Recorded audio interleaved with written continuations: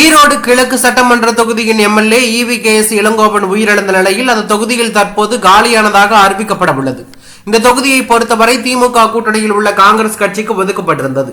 ஏற்கனவே நடந்த இடைத்தேர்தலில் தனது மகன் இறப்பால் EVKS இளங்கோவன் காங்கிரஸ் சார்பாக போட்டியிட்டு வெற்றி பெற்றிருந்த நிலையில் அவரும் தற்போது உயிரிழந்ததால் இந்த தொகுதிக்கு மீண்டும் இடைத்தேர்தல் அறிவிக்கப்பட வாய்ப்பு உள்ளது.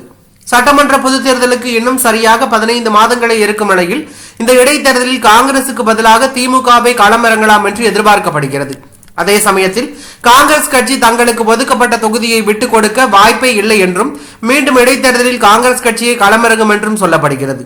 இதுகுறித்து இன்று செய்தியாளர்களை சந்தித்த தமிழ்நாடு காங்கிரஸ் கமிட்டி தலைவர் செல்வ பெருந்தகையிடம் செய்தியாளர்கள் கேள்வி எழுப்பினார்கள். அதற்கு பதிலளித்த அவர், இன்னும் எங்களுடைய துக்கமே முடியவில்லை. 7 நாள் துக்கம் அனுசரித்திருக்கிறோம். இந்த 7 நாள் துக்கம் முடிந்த பிறகு காங்கிரஸ் கட்சியின் தேசிய தலைவருடன் கலந்து பேசுவோம், முதலமைச்சரோடு கலந்து பேசி முடிவெடுப்போம் என்று அவர் கூறியுள்ளது பரபரப்பையும் அதிர்ச்சியும் ஏற்படுத்தியுள்ளது.